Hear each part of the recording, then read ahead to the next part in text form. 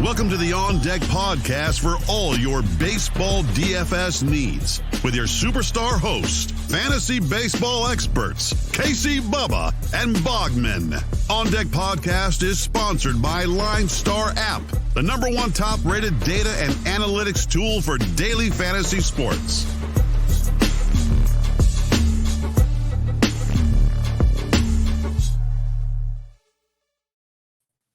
And welcome back, everybody, to another episode of the On Deck MLB DFS podcast brought to you by the wonderful people at LineStar Sports.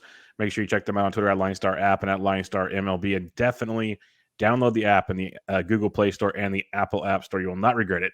Everything you need in the palm of your hands to build your winning DFS lineups. I am on Twitter at BDentric, and my co-host, as always, on Twitter at Bogman Sports. Scott Bogman, how are we doing, man? I'm doing good. I mean, it's going to be a weird day with all of these trade deadlines happening. We got a couple guys that are slated to start that are also in trade rumors. There's going to be some guys that are being held out. We saw Rizzo and Bryant were held out today. Rizzo got traded. Bryant did not. So I'd assume Bryant's out of the lineup again for tomorrow. But it's a full slate. And I didn't get my homer today, but Teoscar, last time I looked, had like 3 or 4 RBI. Yeah. He had a great day, but didn't get that bomb. Who did you pick? Did you get your bomb? Eric Haas did not go deep. He had a couple RBIs, a couple hits as well, but did not go deep. That did not happen for me on this evening. I was most surprised that the Nationals played that game.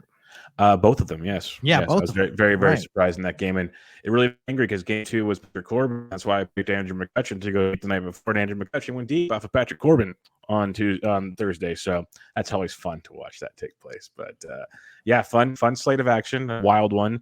The trade deadline was wild and active on Thursday, and will definitely be as well on Friday. So keep an eye on all that fun stuff because we have 15 games on Monday. They will play, barring something weird happening. Just all the players might be moving teams. So keep an eye on all that stuff. Let's kick it off. We're going to get rocking and rolling on this one. We have the Toronto Blue Jays at the Boston Red Sox in this one. Thomas Hatch taking on the wonderful... You're on the wrong sheet again. I do this every time. I am so prepared for this show. The Chicago Cubs take on the Washington Nationals. Trevor Williams against John Lester. You think I'd know by now? Like, there's no total for this game. Where's this game at? Oh, it's not on the slate, genius.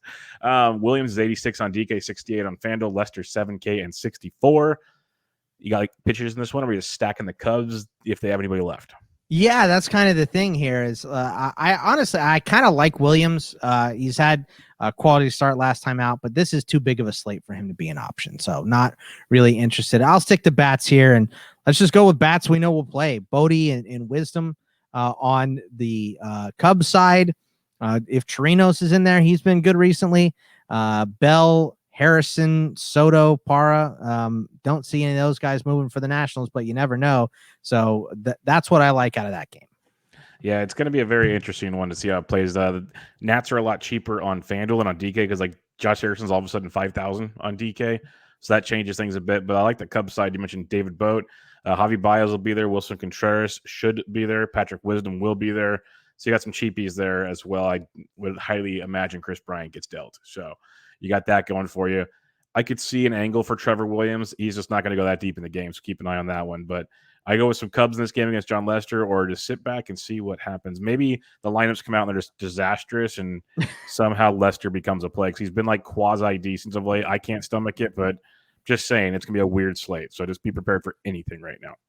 Philadelphia at Pittsburgh on this one. We have Aaron Nola taking on, well, actually, I'm seeing Vince Velasquez now. See, this is what's happening, people. Yep. Changes all around because Vinny V was supposed to pitch on Thursday. Trades are happening. So it looks like Vinny V is going to pitch on Friday against Will Crow. Over-under of 9 on this one. Do you like Vinny V or Crow in this? No, I don't. And I didn't like Nola either, to be honest with you, because he was good last time out, but 3 of his last 4 have been awful. So Crow just isn't going deep enough yet. They're kind of stretching him out after trading Anderson the other day. So for me, it's just bats. It's Polanco, Reynolds, Gamble on the Pittsburgh side. On Philly side, McCutchen, Torreyes, Segura. Bohm has been hitting a little bit. So I'll just pick bats out of this game. Yeah, I'm with you. I think Pittsburgh, great value on this one versus Vinny V. We know The home runs can be aplenty with Vinny Velasquez. So you get your cheap Polanco's, your Gamels. Brian Reynolds is still affordable. There's a lot of moving pieces in Pittsburgh. Rodolfo Castro is hitting bombs, so you can have some fun there. Don't mind Philadelphia because Crow's really not that good. Like if you want to go with your Harpers, your Kutches, and company, but I really like the value with Pittsburgh in this one versus Vinny V. I think both sides of the bats are in play on this 15-game slate. Kansas City at Toronto. On this one, we got Daniel Lynch taking on Ross Stripling over under 10.5. Lynch had a decent start his last time out, but still Daniel Lynch, and it's against Toronto. Stripling looked okay his last time too. Do you have interest in either arm in this game? No, not really. I mean, the arms are Pitching's horrible on this slate. It's horrible. Yeah, for a 15-game slate, it is really bad. So I'm going to pass on pitching here again. I'm going to stick to hitters, and Santana, Soler, Salvi, Ryan O'Hearn, Michael Taylor's been hitting a little bit too, and then the usual suspects on the Toronto side: Bichette, Springer, Teoscar, Semien, Randall Grichuk. Any of those guys, I'm going to roll with. Toronto should be very, very popular on this game, as they've been pretty much every game versus an average lefty or righty. Also, first game back in Toronto. So that's right. One there. That's going to be fun. What I think they had 15 to 20,000 in the stands, something like that, give or take. And they'll be buzzing. That place is, you're going to think there's 70,000 people there. Yeah, it's going to be electric in that stadium. So pray for the Royals. They do have some hot bats with Soler and Salvi and company, but this is a great night to stack Toronto. They'll be extremely popular. And like you said, usual suspects. I like to go like Teoscar and Springer to try to be different, but I think everyone's in play on this one. So rock and roll. Vladdy hit his 33rd of the year this evening or on Thursday night. So have fun with that. Baltimore at Detroit. Matt Harvey versus Tariq Skubal over under 9.5. Skubal 75 on DK, 82 on FanDuel. I don't mind Skubal as an SP2, Boggs. I think I would rather have Harvey right now.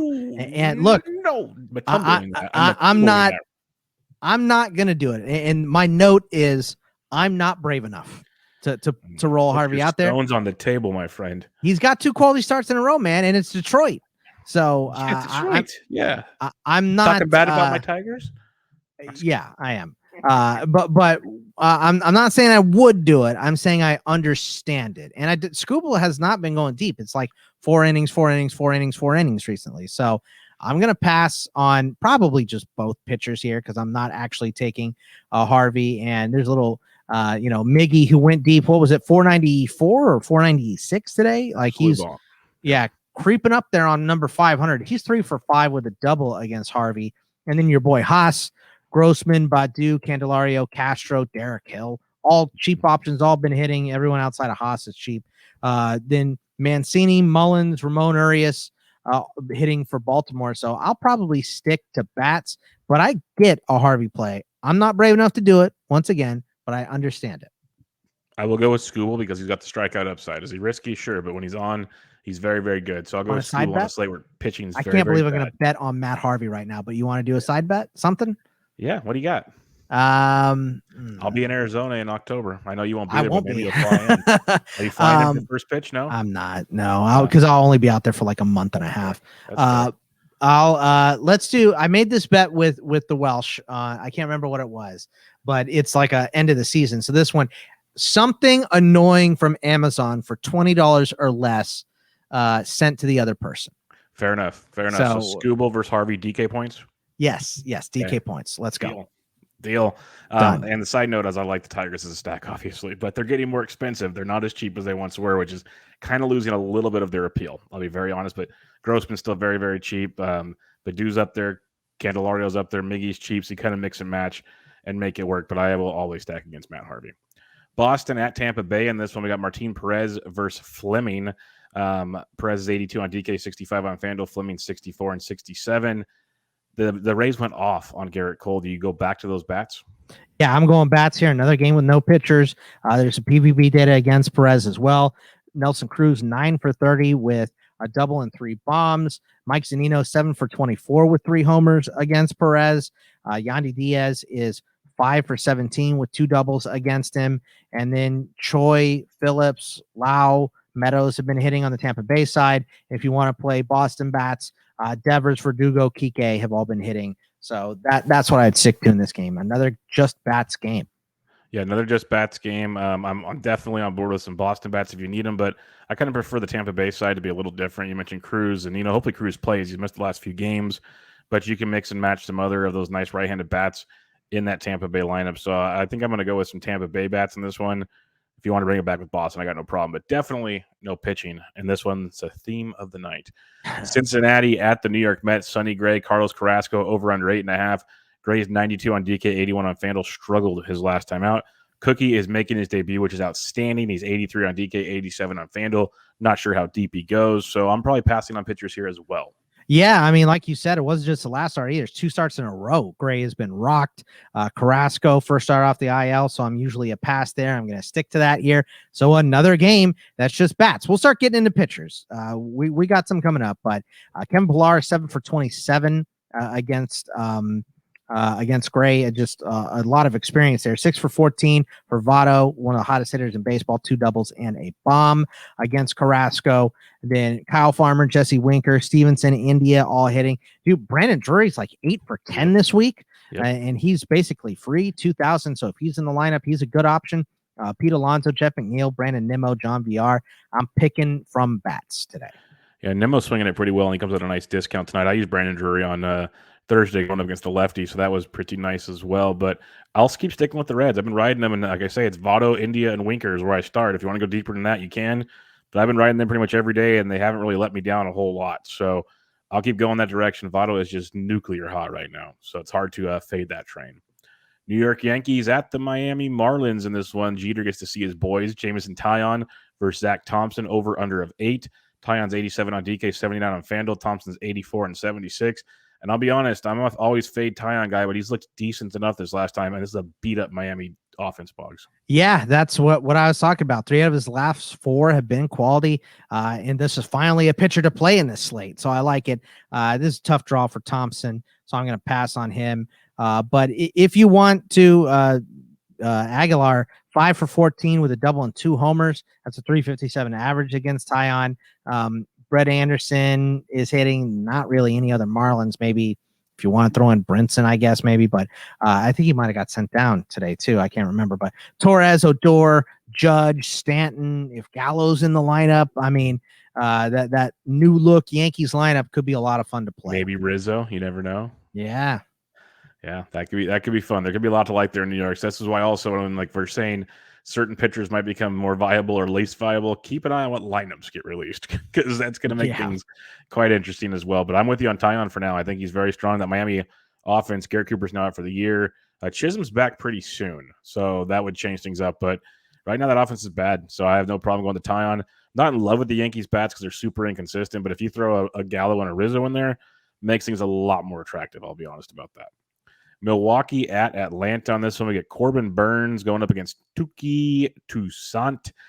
Burns is 10-2 on DK, 11-2 on FanDuel. Toussaint 69 and 85.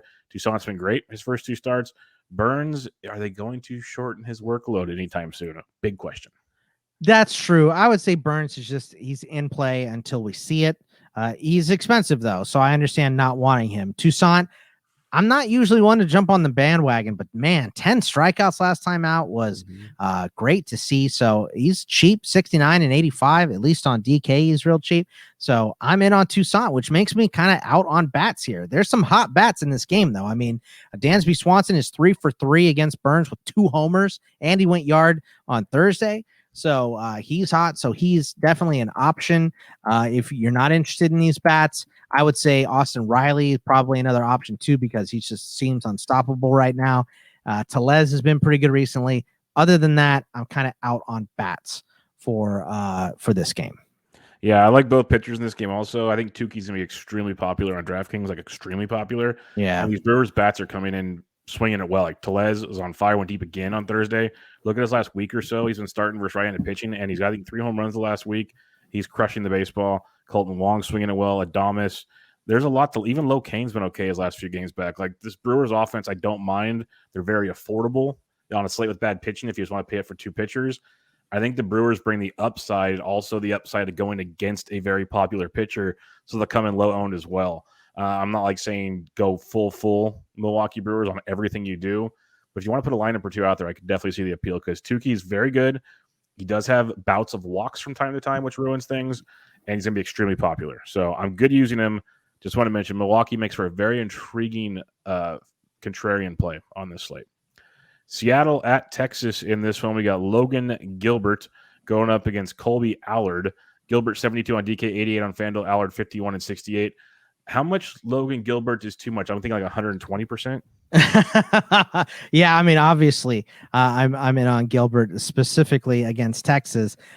He's a bit of a wild card, but he's definitely in play here.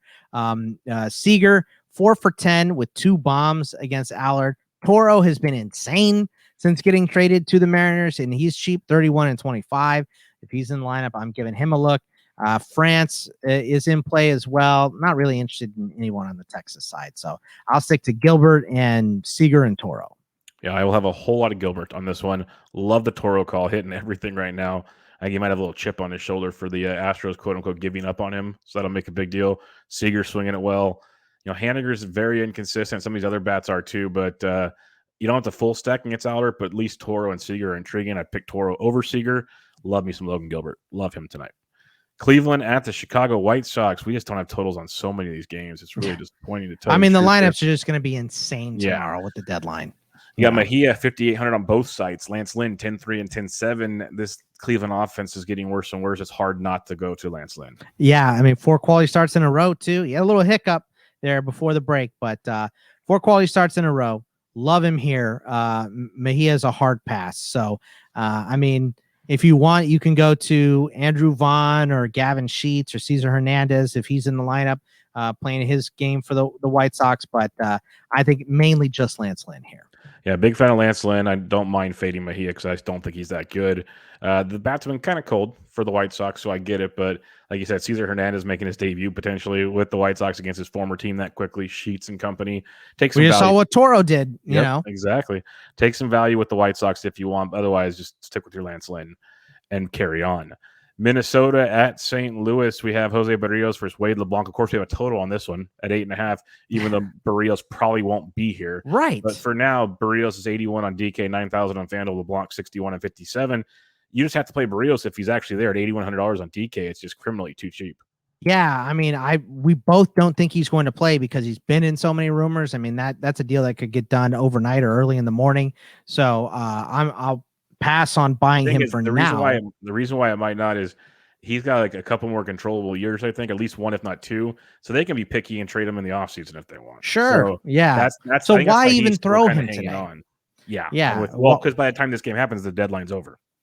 Right. I mean, sure. I guess you have a point there, but I don't. I think he gets dealt. I think the Padres are going to push their chips in, and the Red Sox are after him too. So for me here, it's Donaldson is 4 for 11 with 2 homers against LeBlanc. If he's not traded, he's been in rumors as well. Mm-hmm. Although the Brewers were his big rumor, and they traded for Eduardo Escobar. Kepler's 3 for 8 with 2 doubles against him as well. And then Sano has been hitting a little bit recently.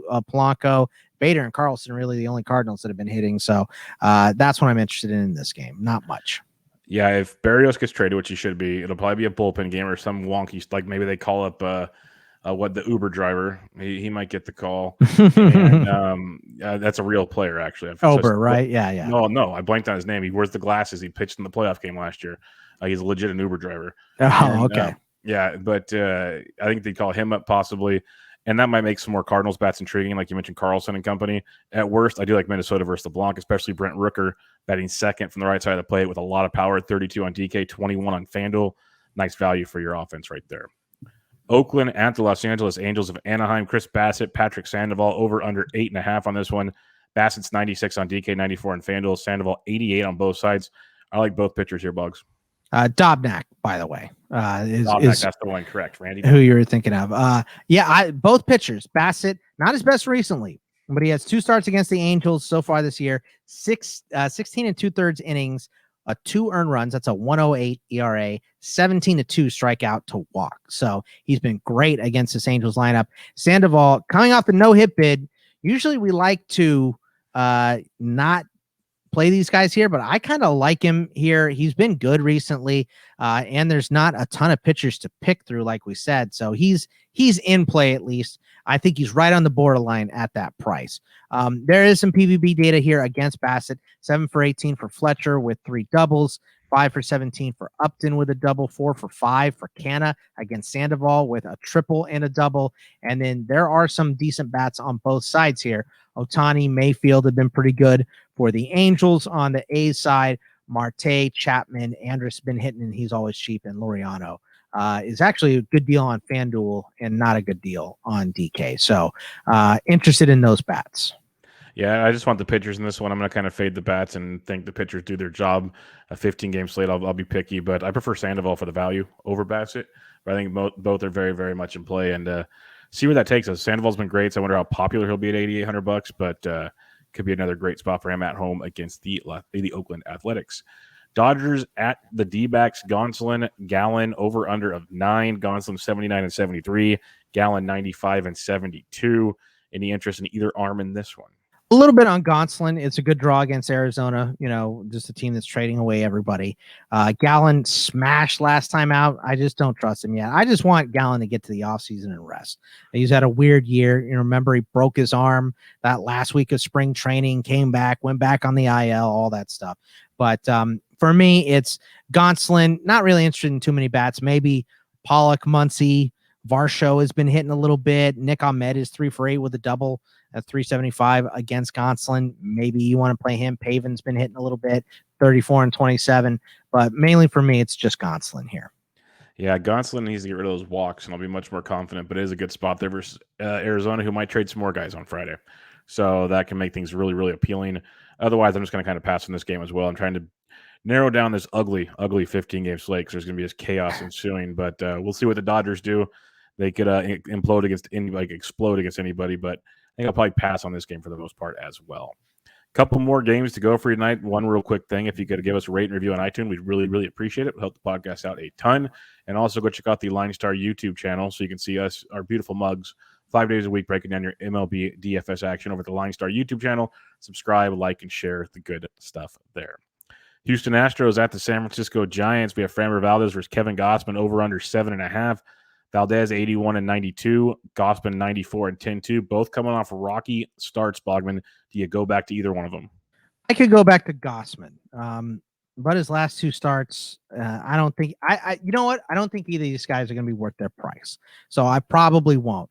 Gausman, last 2 starts, 7 1/3 innings, 8 earned, 7 strikeouts, 7 walks. Framber Valdez, as you mentioned, coming off a rocky start too, so I'll probably just go bats. Tucker, Jordan Alvarez, Yuli Gurriel, Correa on the Astros side. Your boy Thairo Estrada still hitting, but Crawford is back, so he'd have to be in the lineup. Duggar, Wilmer Flores, that's who I'm interested in.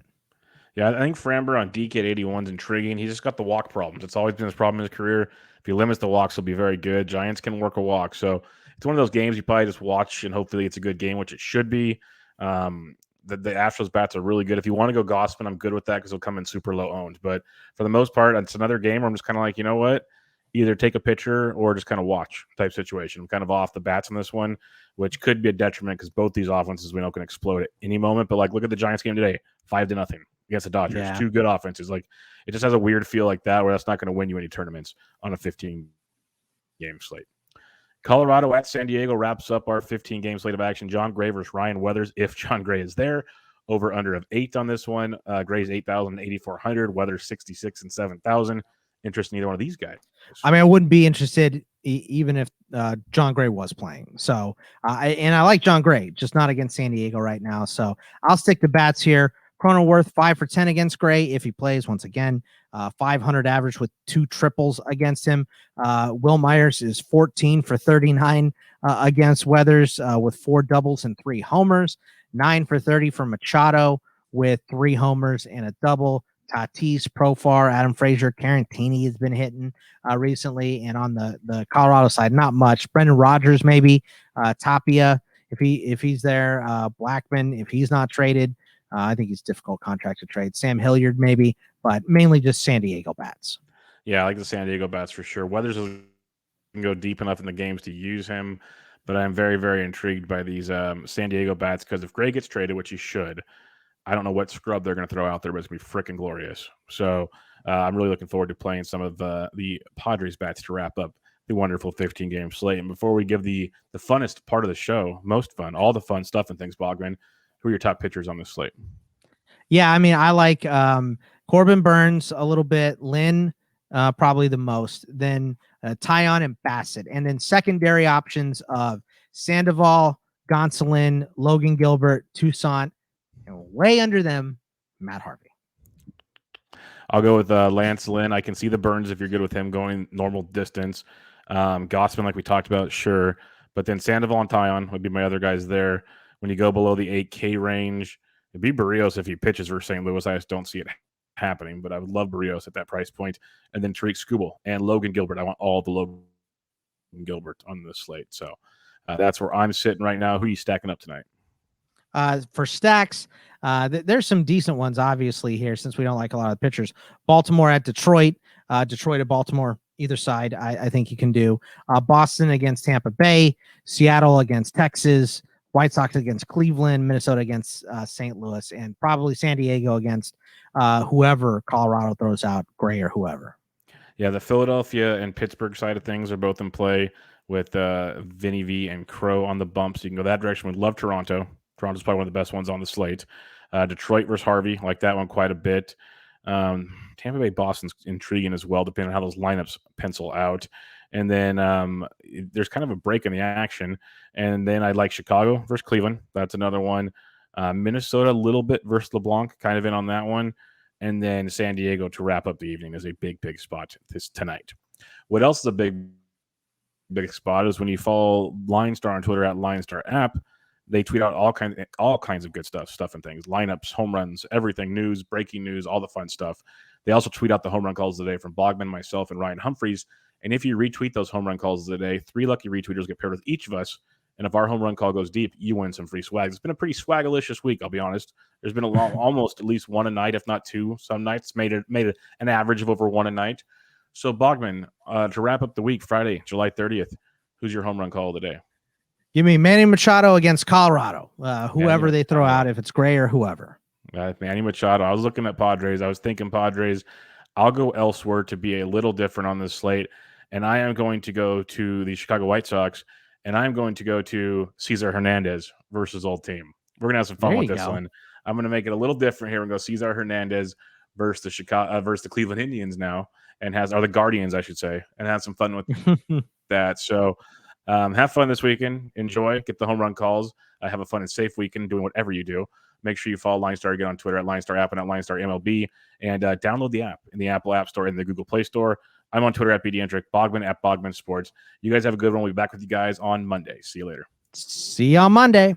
Thank you. Thank you for listening to the LineStar app On Deck podcast. Download LineStar app from the App Store or go to linestarapp.com for all your DFS baseball needs. If you love the On Deck podcast, support KC, Bubba, and Bogman by rating and subscribing.